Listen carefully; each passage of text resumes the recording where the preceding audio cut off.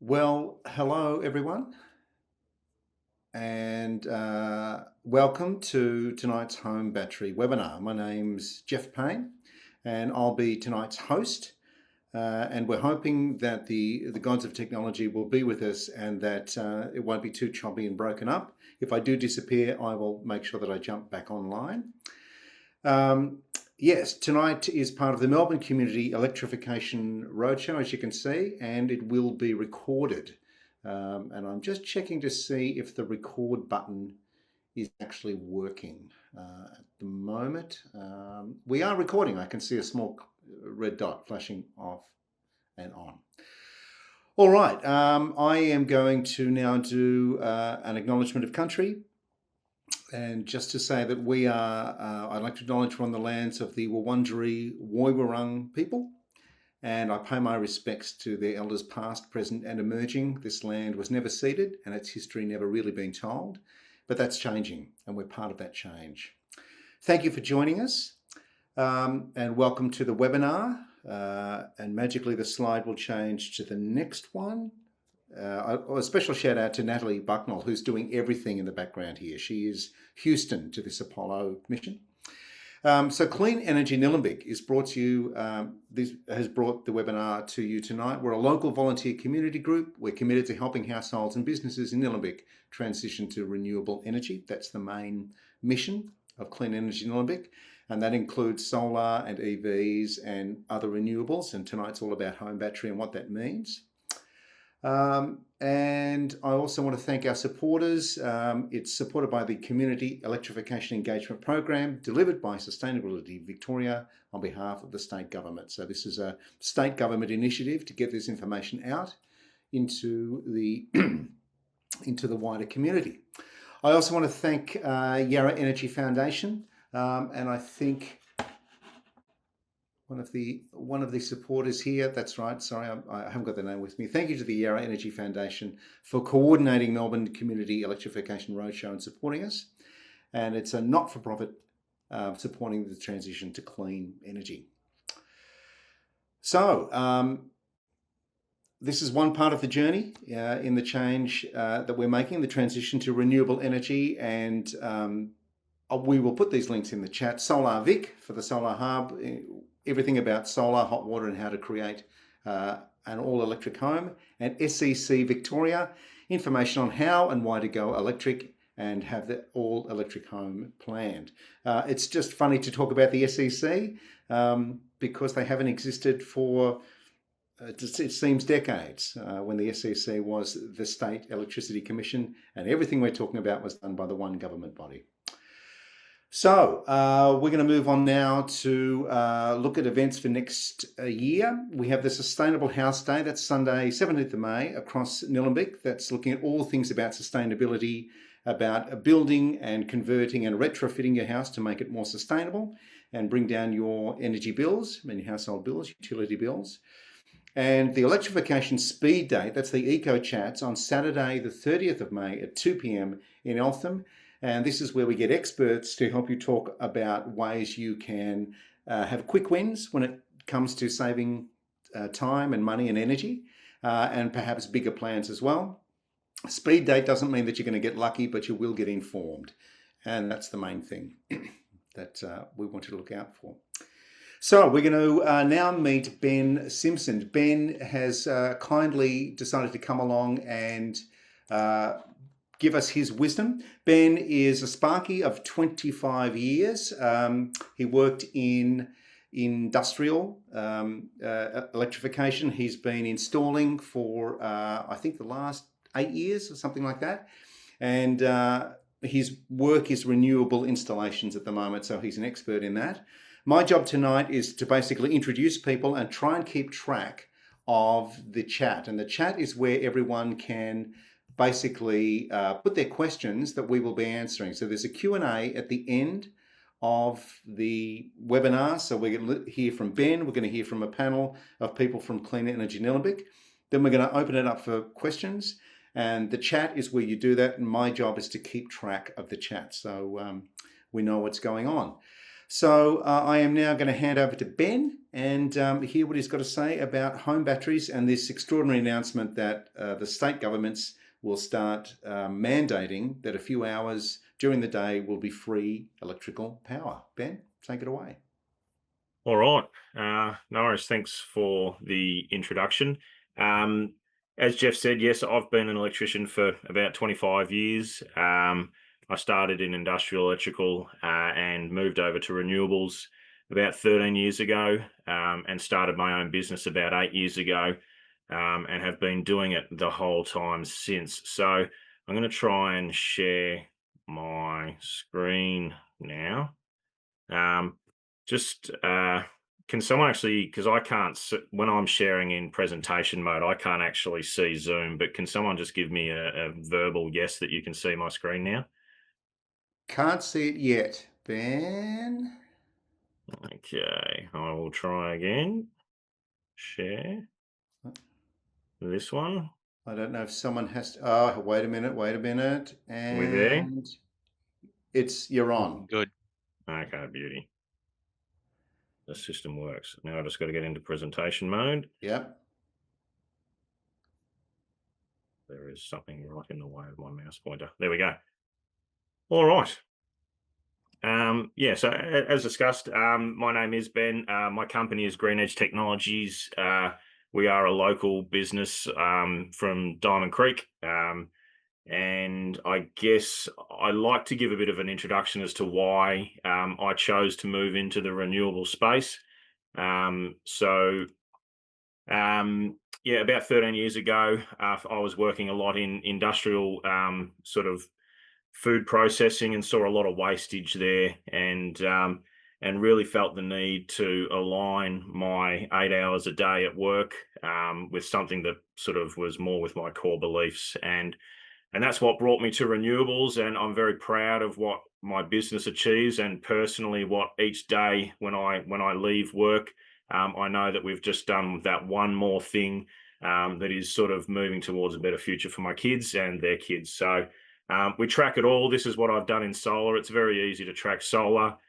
We started doing batteries about 5 years ago, and obviously with the battery rebate, that's become significantly more recently. So that's me. That's my journey and why I've got to here. The whole purpose of today also is another reason why I do my why, and it's I actually really do like helping. I am well aware that that I may see some of you post this webinar, and I may not see all of you, but if I've given you enough information for you to go and seek out the right installer and get the right result for you, that's a win for our industry. So our industry needs people to help people like yourselves make the right decisions. So that's why I do what I do. And I'll move on now and get stuck straight into it. I do encourage you to put some questions in the chat as we go. Some of them you may find I answer as the presentation goes on, but you may forget them as I go from one slide to another. So whilst it's fresh in your head, put it in the chat. We can address it all at the end. And if there's not enough time to answer your specific question, I'm sure you'll be able to reach out to me as well. So let's get into it. Why are people buying batteries at the moment? So people are buying batteries at the moment because the feed-in tariff that you get for your excess solar has significantly reduced over the years, and it's at a point now where it's negligible. And I suppose the impact of that has improved the return on investment for purchasing batteries. There have always been people buying batteries for critical power needs. So that was probably one of my bigger customers in batteries before the rebate was people that just could not afford to lose power. Things like sleep apnea machines, kids with special needs, food processing, any of these kind of things where you just cannot afford to lose your power. They were a big purchaser of batteries for us in the past, and they still are now. The people that had the sustainability conscience that want to be able to get to a point where they're net zero emissions within their own home, they're generating their own solar, and then storing what they have in excess to put into a battery, and preparation for grid outages. So in our area, and especially sort of Kangaroo Ground, Panton Hill, and King Lake, a lot of my customers out that area, they can have some more regular power outages. So getting a more secure supply and a more constant supply with the use of batteries has been a big thing for them. And then, of course, probably the main reason why most of you are here today is the new battery rebate that was announced on the 1st of July. And it's been a huge game changer for our industry. So I was saying to the panel before we got on here that solar got a really big boost back with the 60-cent feed-in tariffs, and we haven't really seen anything like that since then. There's been a couple of little bumps in the industry, but this one has been an absolutely significant game changer because all of the things are aligning. The feed-in tariffs are reduced. The battery rebate has come up, and batteries now are a very sound investment. So what can everyone's I've got my pointer here as well. I'm hoping people can see the green pointer as well. Yep, thanks, Mike. Yes, Ben, I can confirm big Yeah. green pointer appears when we need to. Beauty, no worries, because I am going to use that to sort of explain a few things later as well. So the rebates and incentives. So it was launched on the 1st of July, and roughly it was around about $356 for each usable kilowatt hour of battery. So so a 10 kilowatt hour battery was going to be a $3,560 rebate. So the rebate does reduce on the first of every year. And as you can see in point 3, it's reduced by around about $31, which over that same 10 kilowatt hour battery is $310. So it's not a huge reduction from this year to next year. So you don't have to panic buy. You can still make the right decision for yourself. But one of the most important things, I'll talk to you about the eligibility. The blue stuff is quite important. So the systems have to be between 5 and 100 kilowatt hours. I would be suggesting that 100 kilowatt hours is going to be way too big for most houses. Even 50 is quite significant. So so the rebate's only paid up to 50, and I would be suggesting that 50 is going to be too big for most people. So our average battery size at the moment is around about 24 kilowatt hours. The funding that was released by the government was 2.3 billion, and they have indicated that they will be introducing another 1.2, but that has not yet been confirmed. So you have to either have a solar system or be installing a solar system with the battery to be eligible. It has to be virtual power plant enabled. So what virtual power plant is the ability for retailers to draw down and add to your battery. So there are some retailers that will give you spot pricing to take power and spot pricing to buy power off you. Now, it needs to have that possible, but you don't have to have it enabled. So you don't have to opt into buying and selling your power to these retailers. You can use your battery entirely for you. So it has to have the functionality built into it, but you don't have to opt in. So that's a really important thing to know, because a lot of people, when they're installing batteries, they don't want to sell their power back to the grid. They want it all for themselves, and that's the majority of my customers. So so it has to be possible, but it doesn't have to be opt-in. You have to use an accredited installer. The blue points is what I did want to sort of bring up with people. So it has been the uptake on batteries has been so significant that we have already exhausted 16% of what the allocated budget was within 3 months. So that is a significant. I would say the government probably wasn't expecting that. So at that current rate, the budget would be exhausted by the start of January 27. So I think for everyone who's here in this meeting today, it's probably one of those things that I would be recommending, even though they are saying that there might be another 1.2. If that 1.2 is not introduced, then you are going to want to get your ducks in a row over the next 12 months and sort of make a call in the next 12 months, because that's the best way for you to ensure that you're going to get access to this rebate. And it's a rebate that's, I think, if you're thinking about batteries, it's probably too good to miss. So that's just something to be aware of, what the limitations and where it may or may not run out. So, next slide. So it might seem obvious to most, but I just wanted to show how a solar system operates with your with a battery system. So this line here is represent. Oh, what have I done? I clicked the button. Previous. All right, I won't do that again. All right, so this line here is representing what your home usage is, and it's very typical home usage. So generally what happens is overnight, which are these two sort of over here, it's very much just standby power. Most people are asleep, so your fridges, freezers, standby power, phone charging, all that sort of stuff is using power, but not a lot. But when people start to wake up, that's when you get a bit of a spike in people's usage. But then when everyone goes to work, it drops off again. And then when everyone gets home, that's when the big amount of usage happens for most houses.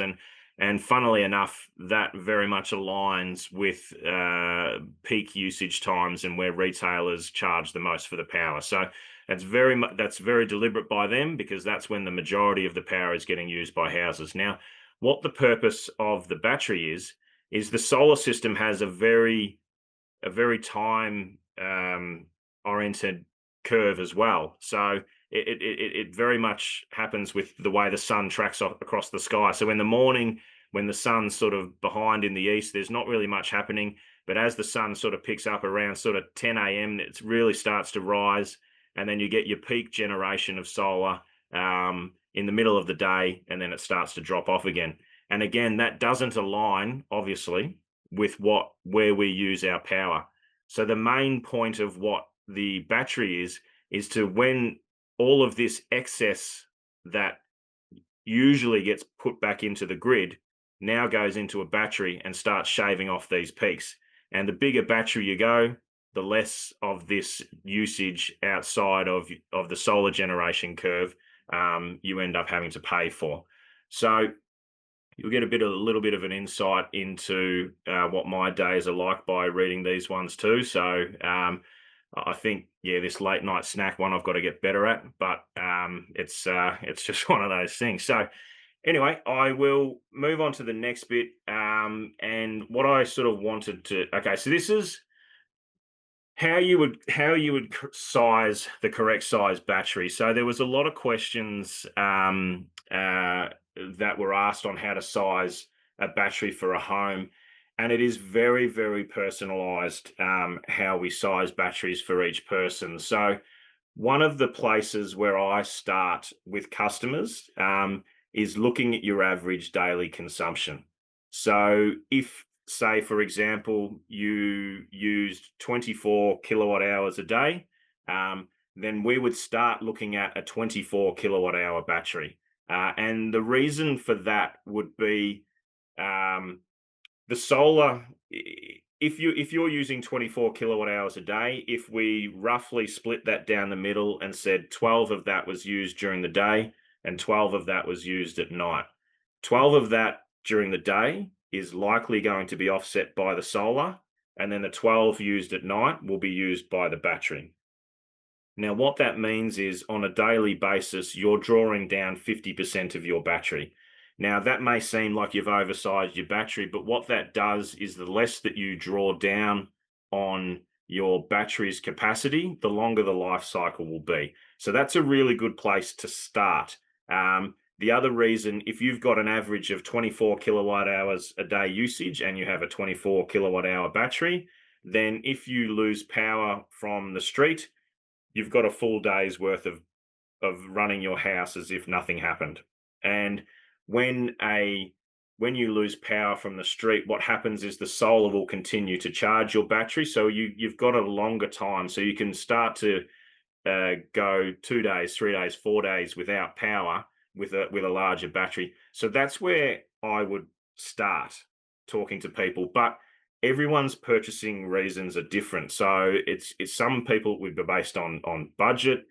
Some people would be sizing it based on how much solar they've got. So some people want to use purely just solar to fill their battery. And they will only have a certain amount of solar that can go into a battery that will make a battery size the right one. So usually what happens when I'm having a consultation with a customer about a battery is we will go through all of these things. We sort of start working out, what's important to you. Do you want to have security from the grid? Is budget your main constraint?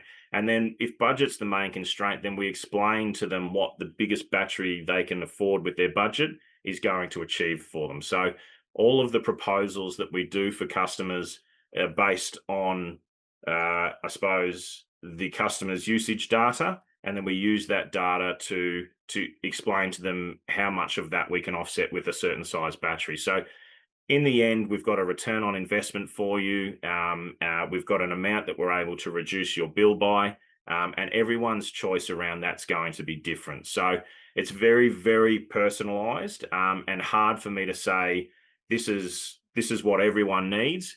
But where I do start is with average daily consumption, and you can find that on your electricity bill. So usually on the second page, or maybe it might even be the first page, there might be a bar graph that has all of your monthly consumption figures, and below that it'll say your average daily consumption. So that's a place to start. But then obviously you do need to have a chat with your installer about what you want.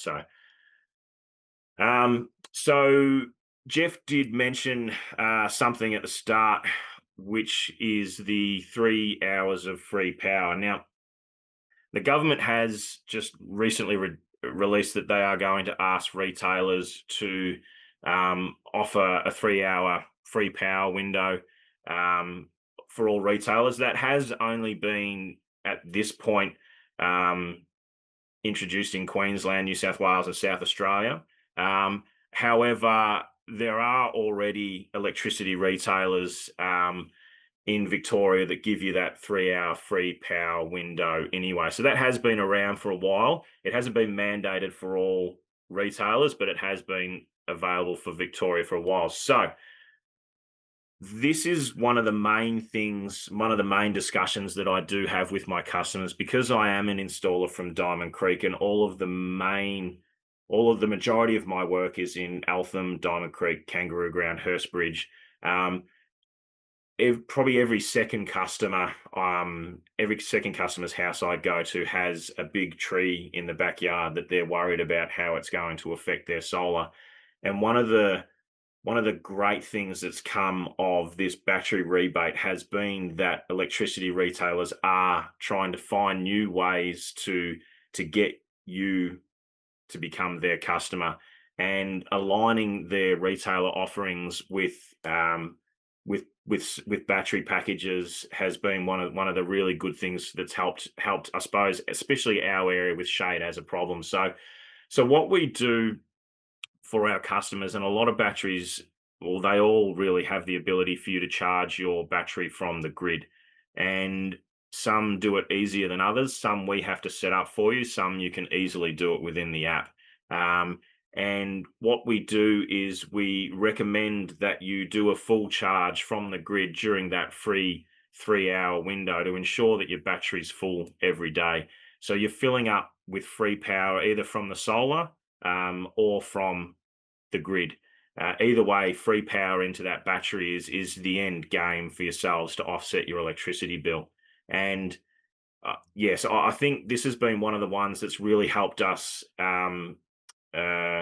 justify systems in the shaded areas. And what I speak to some customers who have got significant shading problems is that we don't go as big a solar system as we used to suggest is going to be required to charge a battery, because we don't have to have that solar system doing all of the charging of your battery anymore.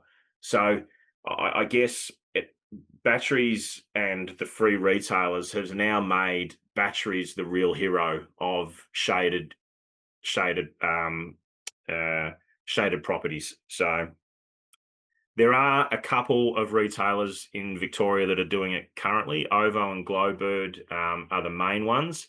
OVO has cheaper power at night time, whereas Glowbird, I think, is one of the ones that most of my customers are moving to at the moment, um, because they offer you a credit if you use no power during the peak window. So if you can fill up your battery and have a battery big enough to get through the peak window of 6 to 9 p.m. and use nothing but battery power between that time, then they'll give you another dollar credit off your electricity bill. So that way, we're actually now able to start offsetting the daily supply charge as well, which has been difficult to do with the reduction of feed-in tariffs. So at 2 cents a kilowatt hour or 3 cents a kilowatt hour, it's really hard to offset that $1.30 a day supply charge. So Glowbird has got to one of those ones where if you're smart about the way you're charging and using your power during that time and got enough battery to get you through, we can very closely get you to a zero electricity bill with Glowbird.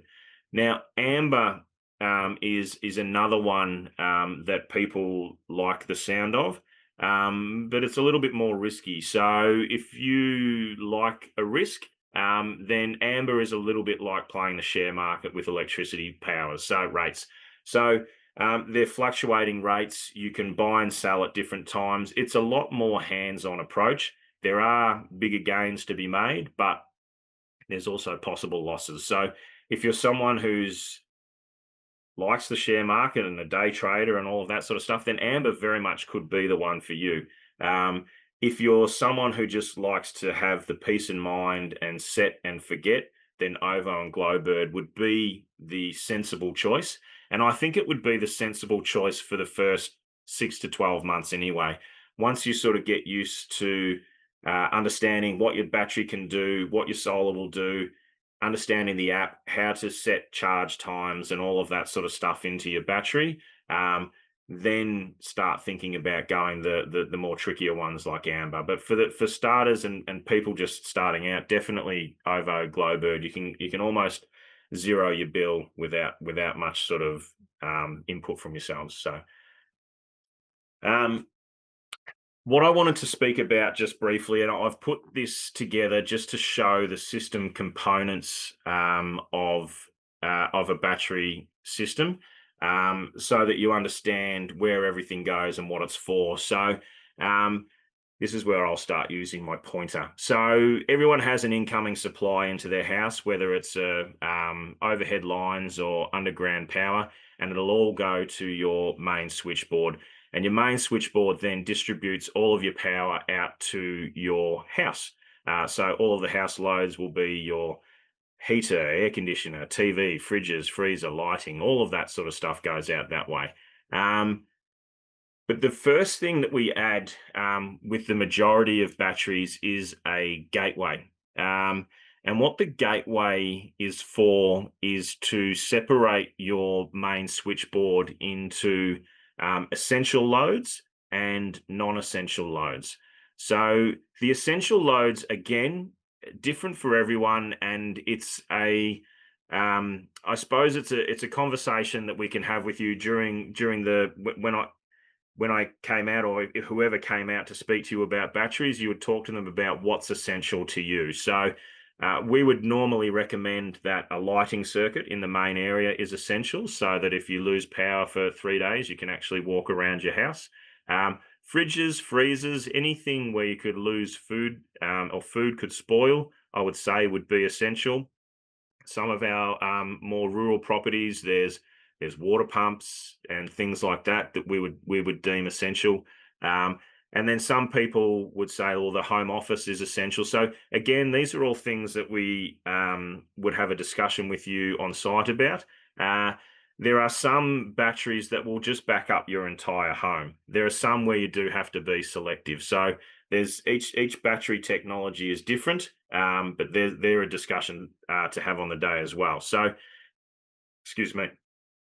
So the gateway is there to separate, I suppose, the grid as well from your installation in the event of a power outage. So if someone is out here working on these power lines, they need to cut this power to your house, and you need to make sure you're not putting power back out there where they're working. So that's what this gateway does as well. So when the battery continues to power your house, it's broke this connection back here so that the people working on the lines are safe.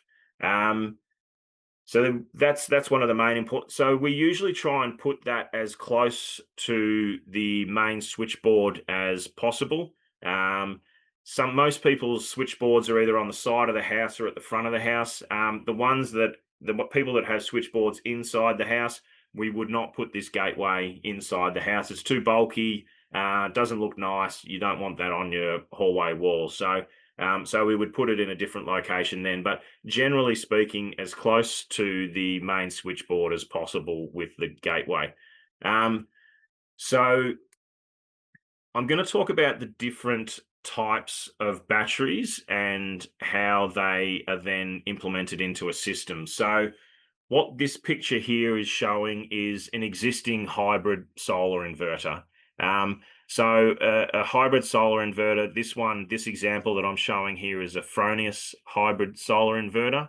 And then the solar panels are then generating solar. They're coming into the inverter, and then the inverter is converting that from DC voltage to AC voltage, what the house uses. And a very simple battery solution for a hybrid inverter is just a very simple DC coupled battery.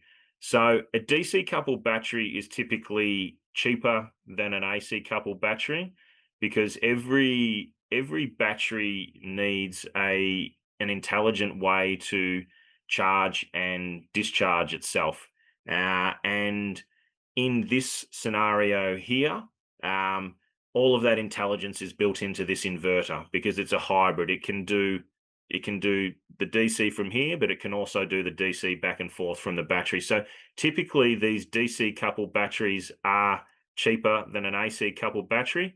However, it does require a hybrid inverter. So not all inverters are hybrid. So this is a scenario here. So a SIG Energy inverter is it's a hybrid inverter, but the battery itself is built into it. So these modules here underneath the SIG Energy battery, this is the SIG Energy inverter at the top, and the batteries just stack underneath it. So you can go. So these are generally 8 kilowatt hour batteries. And you can stack them. The rebate goes up to 50 kilowatt hours. So if you had 6 of those, you would maximize your rebate. But it's obviously that's a big system. So I suppose the benefit of the SIG Energy in this scenario is that it can be DC coupled or AC coupled. So currently these batteries here that are stacked underneath it, they are DC coupled to this inverter, same as the last installation showing, but it's just a different type of DC coupled battery. Now, the SIG Energy can also be an AC coupled battery. So what an AC coupled battery is it's able to measure an existing solar system. So a lot of you will already have a solar system on site and you're looking at putting on a battery. So there are a lot of different options for AC coupled batteries, but an AC coupled battery can go with any solar system. So it would not matter what this inverter is, whether it was something that was put in 2 years ago or 20 years ago.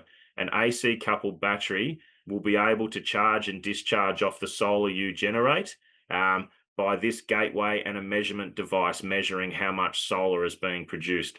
So in this scenario, I'm using the example of a SIG Energy again. In this scenario, it is AC coupled. So the solar is down here, converting into a solar inverter. and this is then measuring how much is being put in there. And when it knows when this is measuring how much is feeding back into the grid, it switches itself on for that same amount, and instead of sending it out to the grid, it charges itself. Now, the beauty again of the SIG Energy battery is if that you do have this situation where you've got an existing solar, and you need to put in an AC coupled battery, but the solar system that you got, you don't think it's going to be big enough, you can do both. So we can keep your old solar system and that will continue to charge your battery. And then we can also add a solar system into this existing battery. So this one here, along with a couple of others, the Tesla Powerwall, SIG Energy, are two really good DC coupled and AC coupled solutions. There are some that are only AC coupled. There are some that are only DC coupled, but there are a couple, SIG Energy and Tesla, examples of ones that we've got experience with, are able to do both. So I guess the reason that's good for you is it covers all bases. So if you're coming into the market and already have solar but want more, this works. If you've got nothing at all, this works. So it's one of those situations where it just helps us know that we can make this work on any site. I'm going to talk a little bit about safety and compliance because a lot of the questions that we got were around safety of batteries. There's very specific rules and regulations around where we can install batteries. Generally speaking, aside from the actual compliance of where we put them, we would generally start looking on the south side of any house. Or in a garage. So what we ideally want to do is we want to keep this battery out of the sun. That is the number one important for number one point for longevity with your battery. You do not want this battery in direct sunlight.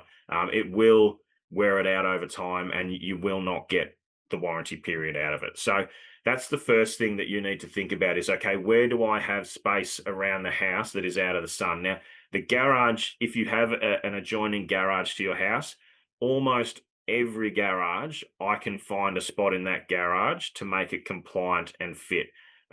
Because we can put it on the opposite side of the garage to where the house is. So if the house is here, we can put the battery on the other side. So it's not adjoining the house. It's covered from any direct sunlight. It's a great spot. The only issue with garages is some people really maximize the car usage space in their garage. So it will require a bollard in there to stop you from driving into it. And that may take up too much space for people. So if the garage isn't suitable, then we start looking on the south side of the house. Then we have to start thinking about habitable and non-habitable rooms. So the habitable rooms are ones that we have to have a suitable fire barrier between a habitable room and a battery. So habitable rooms are considered bedrooms, dining rooms, kitchens, family rooms, studies. Non-habitable are en-suites, bathrooms, walk-in robes, and places like that, laundries, hallways. So they're the ones that are considered non-habitable, but the habitable rooms are the ones that we have to try and avoid. So when we're looking at taking into consideration again that the red is the habitable room. If this was a weatherboard house, it's probably, I'm not sure if everyone can see this, so I'll just give you the figures. If this was a weatherboard house, then that would be deemed a combustible surface. And so you would have to provide a fire barrier around the battery that is 600 mil either side and 900 mil above. And we can achieve that a lot of the times with fire-rated cement sheet and things like that.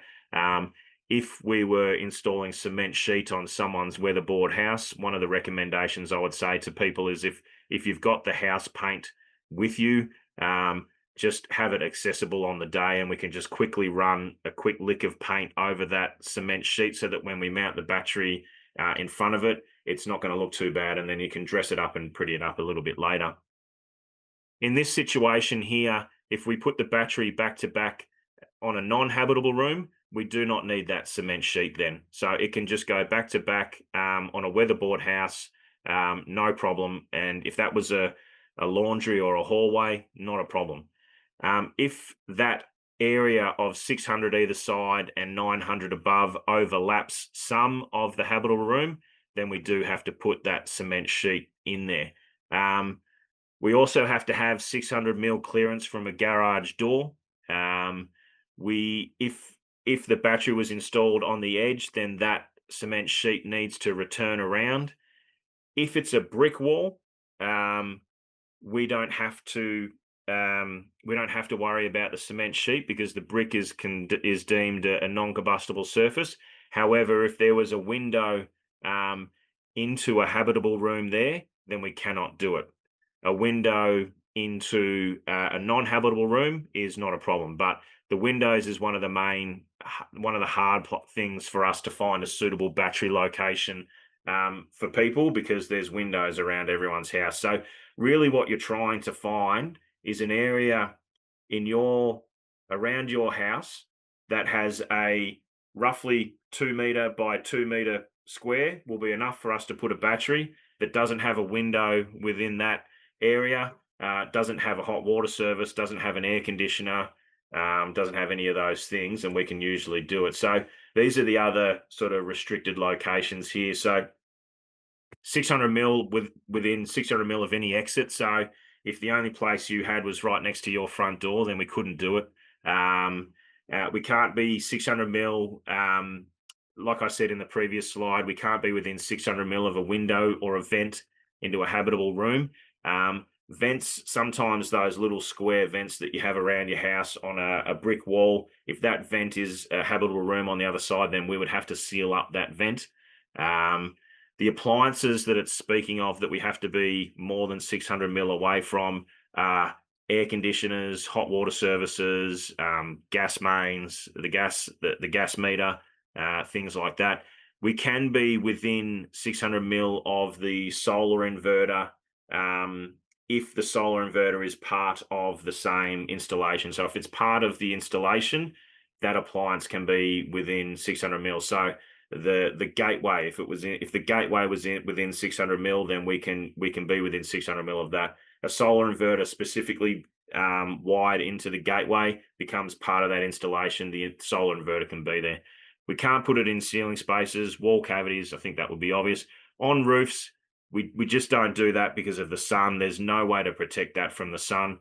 Under access walkways is a hard one. A lot of the houses, especially in our area, we all live on hills, and everyone's got this great veranda that they'd love to put a battery underneath, and you just can't do it. So unless you get the proper 900 mil clearance, and it can't be in an evacuation route or an escape route. So they're the main areas where we can and can't install solar. But I think for yourselves, if you're a weatherboard house, just go and try and find a 2 meter by 2 meter space on your house that has nothing in that wall space and it's on the south side, then we can make that work. And it's the same with a brick wall. But south side of the house, generally speaking, is where most of people's services are because most houses are designed to have your backyard facing the north.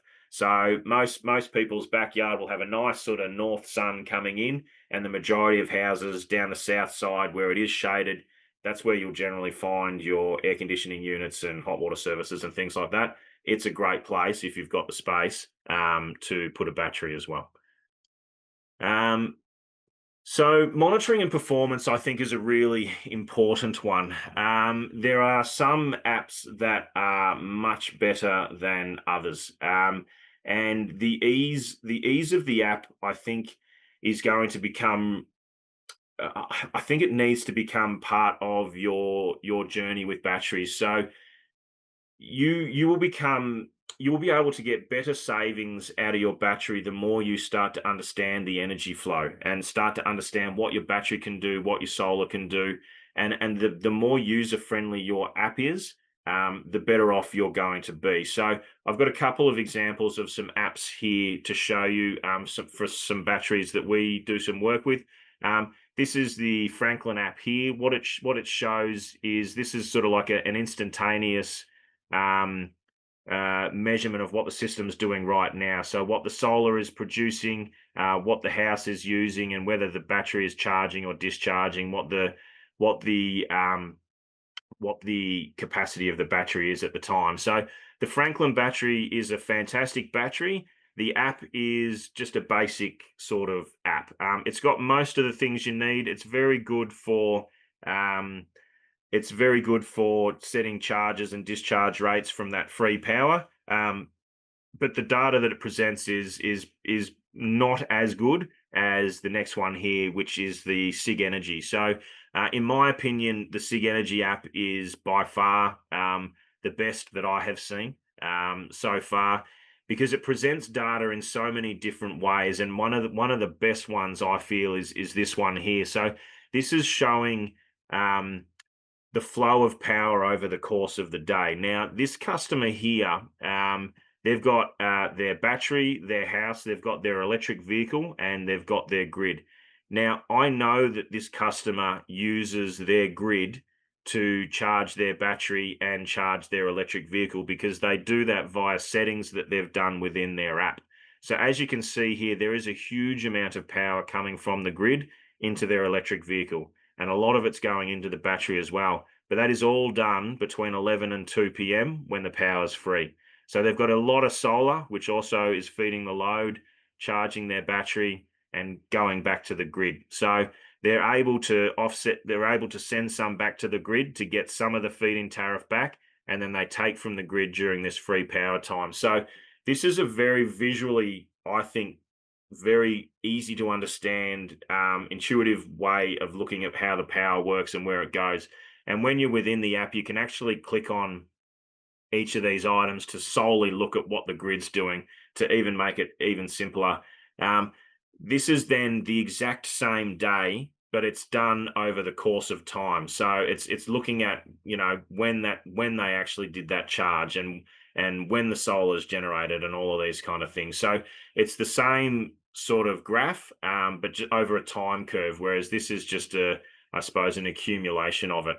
And then this is how you would look at if you were doing something down the amber the amber retailer path, where they would be showing you different price trends, what the pricing's worth, the buy price, selling price, and your state of charge. So this is how you would sort of use your app to do amber. So I think the usability of the Sig Energy app has been sort of one of the things that I've really liked the most about the app. Now, the importance, I think, of understanding your monitoring is also knowing what to expect from your system. So if you know what your system should be doing on certain days, then you will know when it doesn't do that, that something's wrong. Because I guess that's what's going to lead me, I think, into my next slide. So, maintenance of solar and batteries is absolutely something we do. However, I do like to educate customers on how they can minimize how often we have to go out there, because when you install a solar system and you install a battery, and then you have to pay me $250 each year to come out and tell you it's okay, that eats a lot into the savings. So there are some really simple things that you can do to make sure that I only come out once every 5 years, or within 2 years of the warranty being up, or just something like that, to do a check over it to see whether or not it's something that you can, if you need to get access to the warranty, then that would be a good time to get me in before that expires. So really, really simple, and it's the same for solar, just visual inspections, making sure that you don't stack things up around the battery or solar inverter. What they want airflow. Like, there's manufacturer's specifications for having airflow around batteries and solar inverters, and you don't want to load that area up with cobwebs or big planks of plywood that you plan to build a shed out of in 2 years' time. All these things, you just got to try and keep them away from the inverter, keep it cool and ventilated.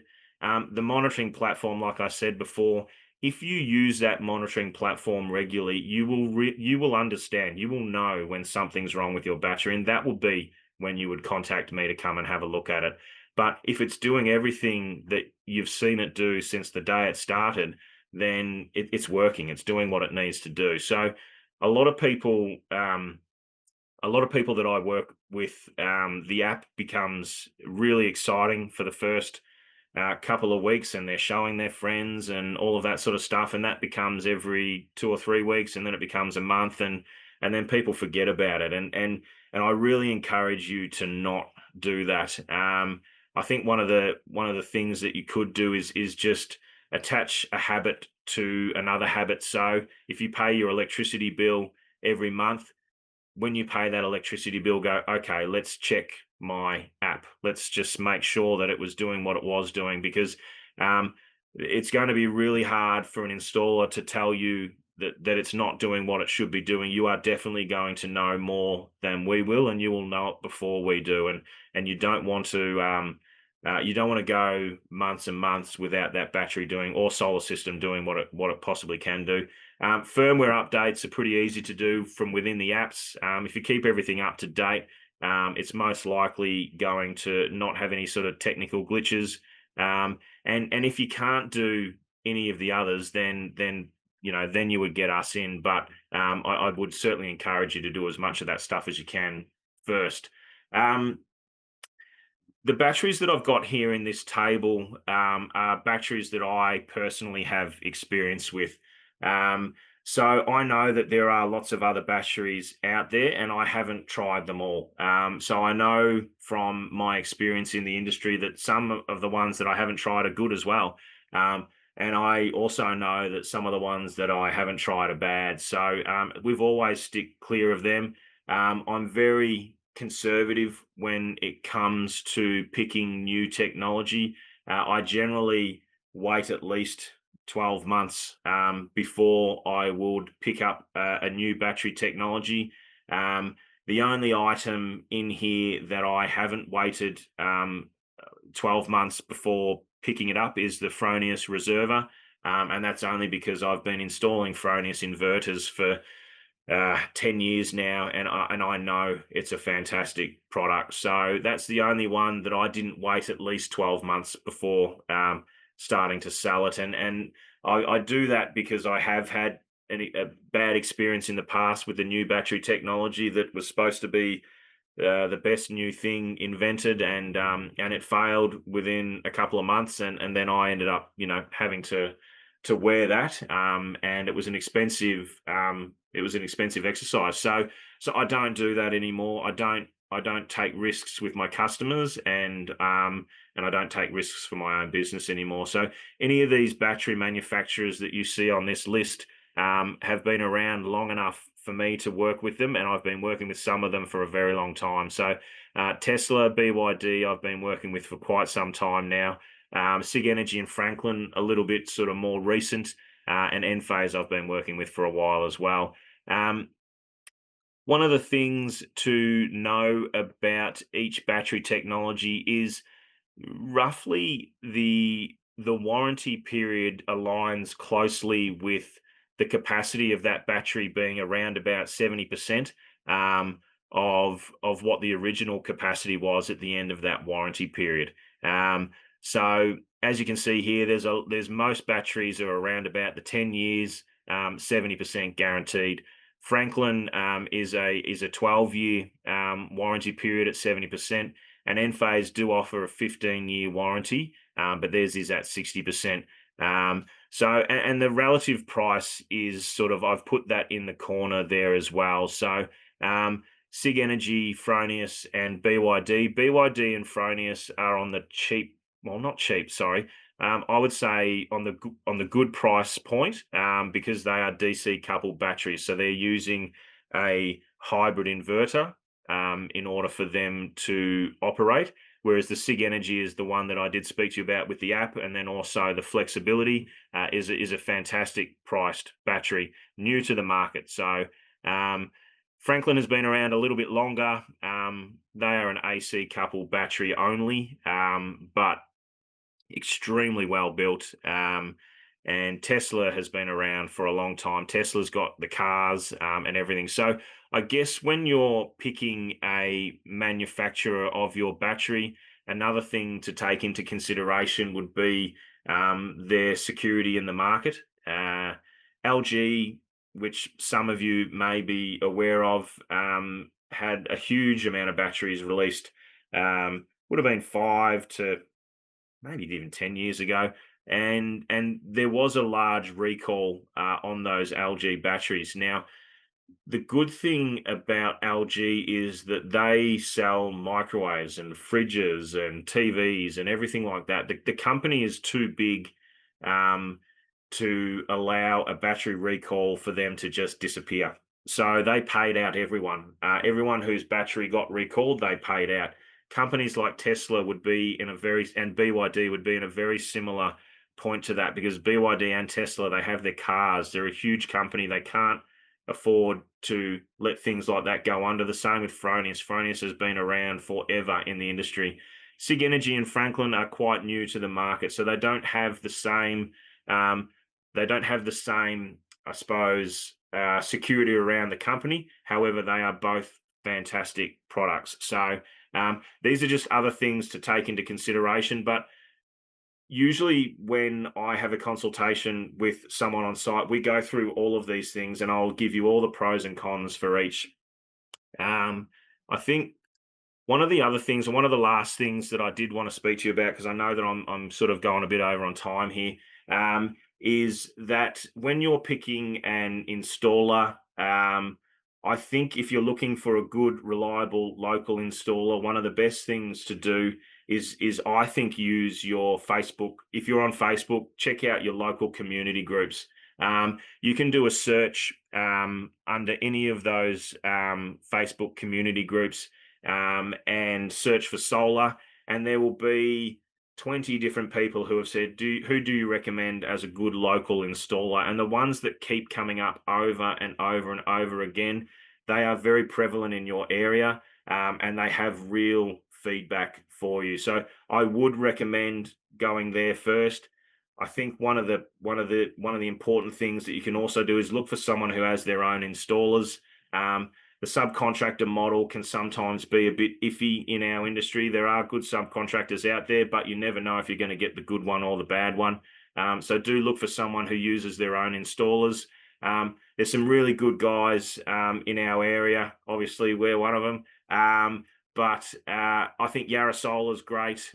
Linked Solar is also good. Leeson Solar in Eltham is a fantastic installer as well. So and I know Zico does a little bit of work in our area too now, and their old installer, their new installer is one of my old ones, and I know he's good too. So so they're really good companies to start with, and they would be recommendations of mine. But definitely check out the Facebook community groups, because that's where you will always find the best plumber, the best chippy, the best electrician, the best solar installer. The one that's got the most recommendations in there is the one that is the one that I always go with, and I don't think you'll lose out there. So I hope I've answered as many questions as you did have. I hope it was concise. It's really hard to do this when you don't have any visual cues. If I don't even know if you're all still there. So so anyway, I'll let it go back to Jeff, and if there's questions, then yeah, I guess we go from there.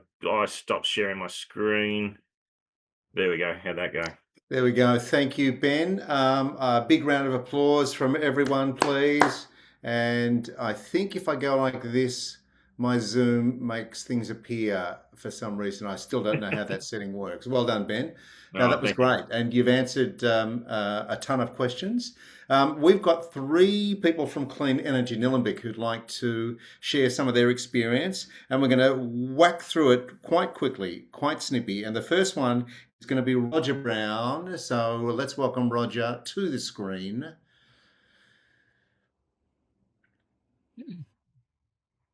G'day. Here he is. So just very quickly, so we've had a bit of a journey with our sort of renewable energy stuff. So we first put solar in a bit more than 10 years ago. Then about 6 years ago, we put in a second unit, which is the Fronius one you can see on the right-hand side. And then 3 years ago, we put in the battery, which you can see on the left there. So it's a battery's DC coupled. The other solar system is AC coupled. They both play pretty well together, which is really good. Financed it with a green loan. Might be worth having a look around at those sorts of things. So some banks and things like that do offer reduced finance to help pay for some of these things. So, I'd say all these things can help get you over the exercise. We also have replaced both of our older ICE cars, so we're fully EV as of this year. And look, it's just one of those things. If you do, one thing every couple of years, before you know it, you end up having done just about the lot of it. We put the battery in 3 years ago primarily to be more self-sufficient. Yeah, so it's not. My primary aim is not necessarily saving money as reducing our impact.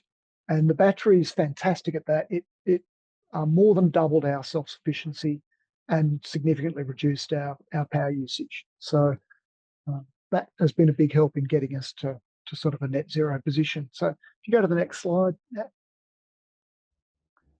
So with the two EVs, the power usage goes up heaps. So our EV, we do about 25,000 Ks in one of the cars. That's about a household usage, an average Victorian household usage of power. So when you add an EV, you basically, you kind of double your power usage, which is kind of fine. Some people worry about, or think that, using the EV as a grid connected thing to power the house is a great idea, and no doubt in some cases it is. The way it works for us is that the house battery is fantastic because it's connected to the house. It charges during the day, knocks off the usage outside of that.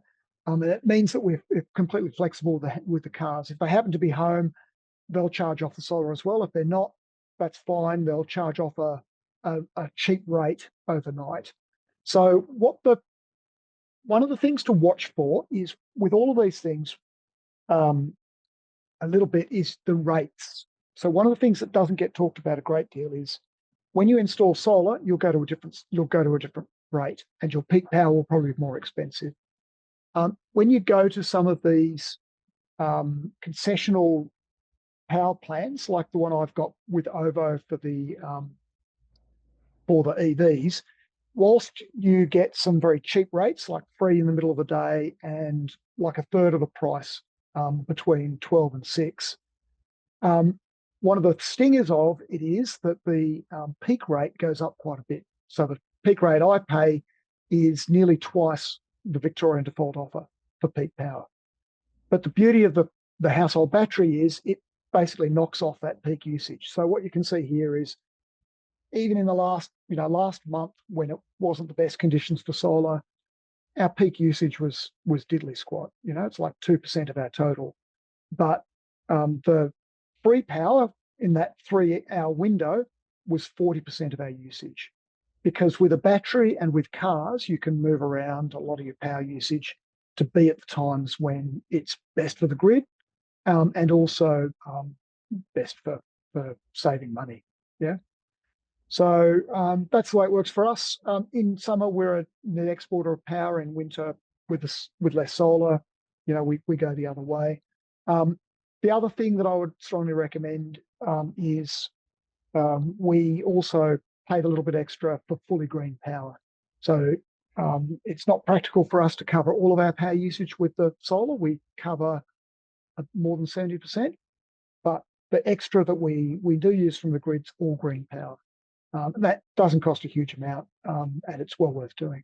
So that's our little story. But the battery is fantastic for maximising the use of the power that you've got and giving you the flexibility to not be penalised by peak power prices and things like that if you go for some of these cheaper power options. That's it. Thank you. Thank you, Roger. We're going to swap over to David Alpin now to share a few insights he's had. David, over to you.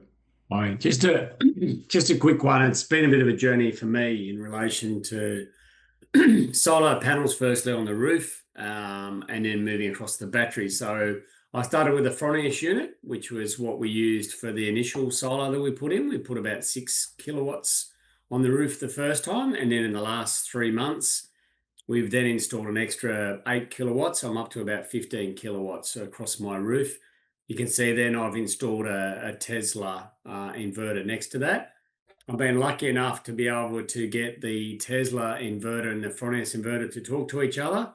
And I'm actually operating through the Tesla app. And then you can see on the right-hand side, I have a Tesla battery. And I noticed Ben was talking a lot about where you can mount it and not mount it. I've got it mounted on the back of my garage, so it's out of the way there. And I've left enough room to the side of my battery there to be able to install a second unit should I require to put one in the future. So that was just giving a highlight of how I've put it together and how it sort of worked. If you can flick on from there. I don't know if there's another slide or two. I just wanted to show from a roof perspective, you can see there's a lot of discussions around shading and impact of shading. I live up on the Aqueduct Trail, so I have huge, big pine trees up the back. But even with those pine trees, with the solar panels I put in over the two different installations there, I get up to about 50 kilowatts is my maximum and sort of sit around the 40 in the summer period. Obviously, I have some challenges as we work our way through into the winter period. But it's more than, the shading thing is a challenge, but there is still opportunities, I think, to get pretty good solar out of it with even the shading that I have. What I just wanted to show you there, which is what I mentioned before, I've got the 6.6 was my initial. So that was my first foray into the solar panel world. At that point in time, I didn't put a battery in. And so essentially, basically I was producing the solar, exporting it out, not obviously getting a lot of outcome. And then I think similar to what Penn described before, you have the big hump and then the little green bubble down the right-hand side on the second side graph essentially shows where I'm using the battery through that period there as a result of being able to charge up the battery during the day and being able to use it through that peak period.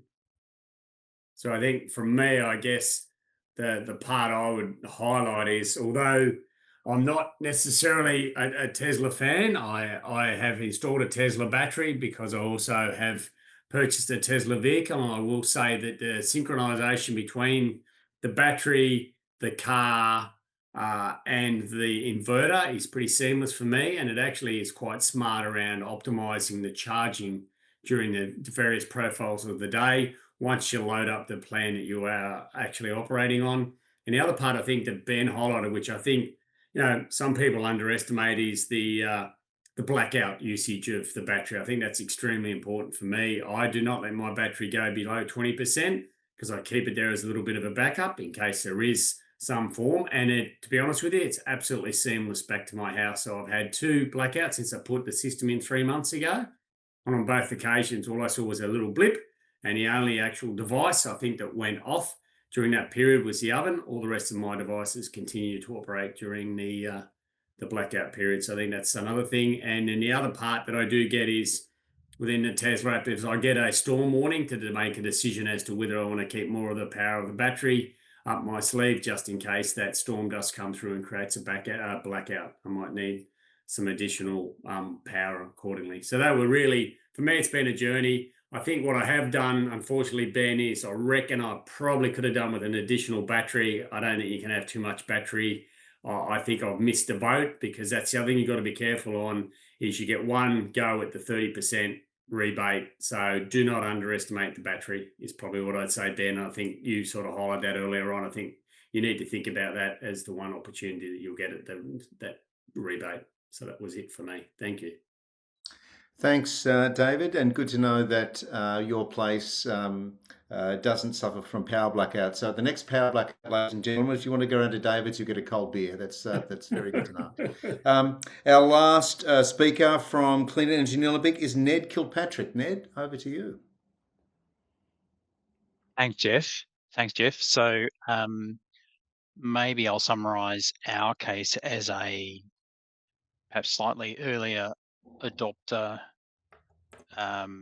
case where we've gradually, as our budget could allow, to progressively add on to both our solar array and also our battery capacity. And for us, the sort of overall energy consumption also includes the petrol and the energy consumed by petrol vehicles, as opposed to the energy that we now get essentially free of charge from our own solar that goes into our vehicles.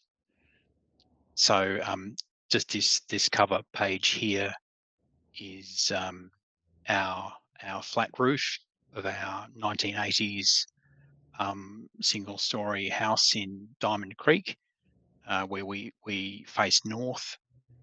We don't really have significant shading to the north of the house, but we do have it in the east and the west. So we maximize the northern sun, both from the windows in the passive solar effect through the windows in the house, as well as on the roof, where we try to tilt them upwards so that effectively in winter we generate as much as we use, and then in summer we generate between 2 and 3 times more than the house actually consumes. So then in the middle here, oh sorry Nat, the second picture is the 2 LG Chem batteries. So those are each 10 kilowatt hours. We installed one in 2014, the second one in 2017. The big box above those is a Melbourne-made Cellectronic battery controlling inverter that essentially controls our whole system. It's a bit like, it's almost like low tech, really, in that it's been built for, they've made these for years and used them up in the snowfields off grid, but it converts when in a blackout in milliseconds. So we've never been impacted by any blackouts since installing that Cellectronic, because it constantly it powers itself from the batteries. So if there's any blackout, it automatically kicks in, and we don't even know. Even the oven doesn't go out. And then just to the right is the solar inverter, the Fronius inverter for the panels. And then we also have the Zappi smart charger for the EVs. And then that blue car, we just have the charger going into the Nissan Leaf, which is a second-hand 13-year-old EV that we have recently replaced with a recycled battery from a slightly newer Nissan Leaf. So next slide, we have our journey was really in 3 milestones. So 2014, we embarked on a 10-year project really to approach an energy freedom home, where we added only 3 kilowatts, which at the time $10,000 was quite a lot, and 3 kilowatts was, these days doesn't sound like a lot. So we added a 10 kilowatt hour LG Chem battery, which Ben has mentioned, although we've always found it performed perfectly. It was subject to a recall after about 7 years, because the batteries were slightly expanding, even though their performance was not affected. But LG Chem, because they're so big, they approached us and basically gave us a new battery. So I can attest to Ben's recommendation that if you go with a big enough company, if there are future issues with recalls, then they will still be around to give you that that warranty. And so we now have another brand new battery after 7 years. The old battery was still working fine, but we now likely have a battery that will last at least another 10 years and still be at above 70% of its original capacity. So just in terms of costs, originally, if we include petrol for 2 cars, our energy bill per annum was $10,000 in 2014. And so that's $6,000 of petrol, and the rest is gas and electricity. So although it did cost us $20,000 to add a battery and panels in 2014, it only reduced our annual energy cost by $1,500. So then next slide, Nat, please. So then 3 years later, we added a second set of 3 kilowatts panels and a second 10 kilowatt hour LG Chem battery. And the costs of each of those, it was effectively the same product, but the cost was less even 3 years later. We also then managed to, our power bills had already come down to only $500 a year. And adding these additional panels and battery reduced it to $100 for the whole year for our power. We also renovated other parts of the house and essentially cut off our gas. So we became completely gas free, and our $2,500 gas bill evaporated. So again, including petrol, which was still, petrol prices were going up. But even so, having a gas bill evaporate, we went from $9,500 to just over $6,500 in total energy bill.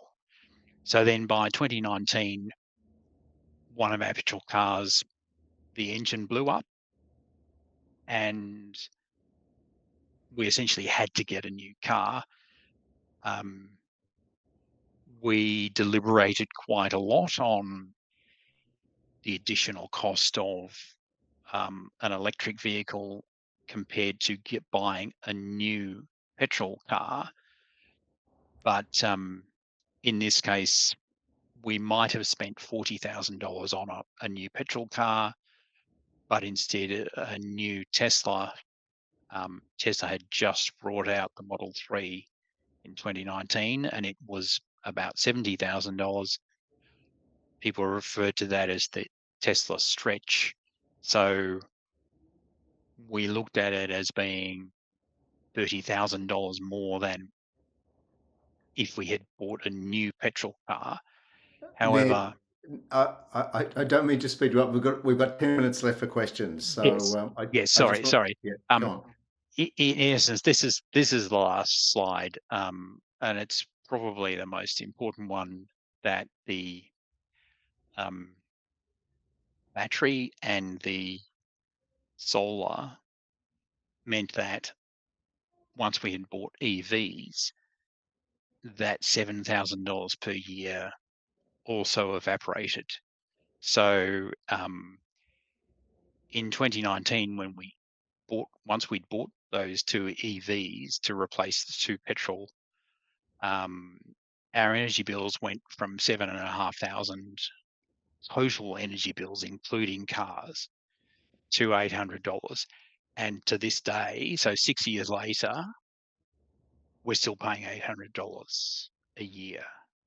And I think that, to me, that's quite significant in the face of increasing, energy bills, gas and petrol and electricity, that it's testament to being entirely electric. Once your fossil engine dies, if you get a high efficiency electric, you can maintain that cost effectiveness of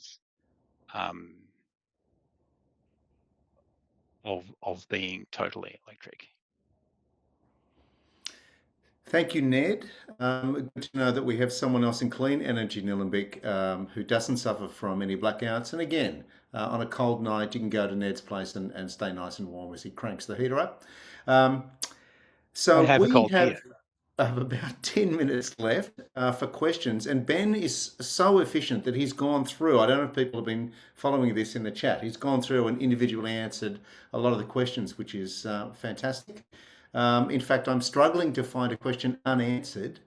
We've got one from Mark here. I don't use a lot of power overall, 10 to 12 kilowatts on average per day. I've got a 9.9 kilowatt solar, getting about 30 kilowatt back, but a lot of it is not giving me much benefit due to the tariff. Is it worth getting a battery? Wow, the maths involved in that question alone. Yeah. Ben? So I guess when you work out what you're actually consuming, what you're paying for your electricity bill is really the most we can save you, unless you go into retailers like Amber and start to try and make money off the system you've got and become that virtual power plant.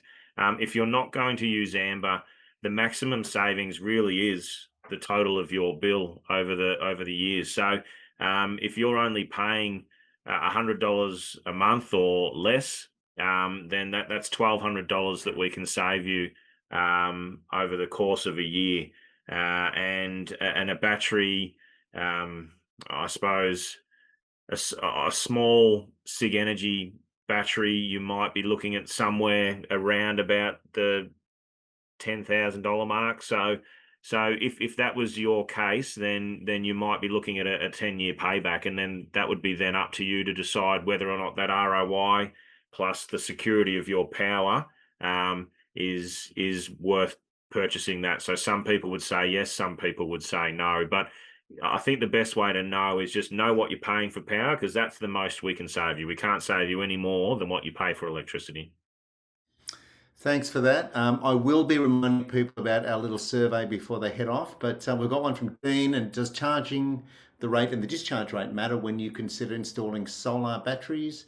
I know that one of the presented systems lost oven power during an outage. Could it happen with a big reverse cycle AC unit during a blackout if you bought the wrong system?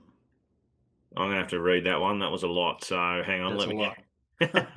lot. Where was that one, Jeff? That's down the bottom. It's from Dean Pritchard. Okay. Does charging rate and discharge rate matter when you consider installing? Yes. So charging and discharge rate is important, especially if you're going to be using the 3 hours of free power that Jeff and I have been speaking about. So during that 3 hours, if you've got a 24 kilowatt hour battery, you're going to want at least an 8 kilowatt charge rate to be able to fill that battery up within that 3 hour period. So that's a simple thing to have a look at. It's also that 3 hours, it's no coincidence why that 3 hours is there. That is the time of the day when there is the most solar energy on the grid. And so all of the existing solar systems that are generating on the grid, the government wants you to start taking that, because that's what's been causing infrastructure issues for years, is there's been gradually more and more solar building up on the grid. So everyone's solar system is producing a lot during that 3 hour period. So if you think about that 3 hour period, for whether it's free power or solar coming from your inverter, you want to be able to try and fill your battery up during that time. So the charge and discharge rate based on the size of your battery divided by 3 would be a good place to start. I know that one of the presented system lost oven power during an outage. So yes, so there are some batteries that will provide more backup power than others. So some batteries, like NEDs in particular, a Cellectronic system is specifically designed as an off-grid system. So Cellectronic is a great Australian company, and they were all the off-grid systems we did with them because they had the capacity to back up an entire house. Franklin can back up an entire house. Tesla and SIG Energy, I would probably look at backing up half your house or, a little bit more. Things like an oven, when we're looking at backing up certain parts of your home, we're trying to work out what's essential. So if the heating and cooling is essential for you, that is a heavy load, and it is going to draw a lot. So depending on the size of it and the size of your house, we would just have to work out what that's going to draw, how much it's going to draw, and then size of battery based on that. There is a way to keep it running. An air conditioner would usually be one of those things that I wouldn't put on an essential circuit just because it is such a big load. An oven, we certainly wouldn't, because there's other ways to get food, but if you lose your fridge, then that food's gone. So we do have the discussion with customers on site, what is essential to you? And if aircon was essential, then that would lead us down a different path for batteries. I Thank you, Ben. can add something. Go on, I Ned. can just Yes, if I can add something to that, the Cellectronic we have, it's kind of slightly lower tech, in that we found our lived experience is that air conditioning, because it's effectively a heat pump, it's really only using less than 1 kilowatt.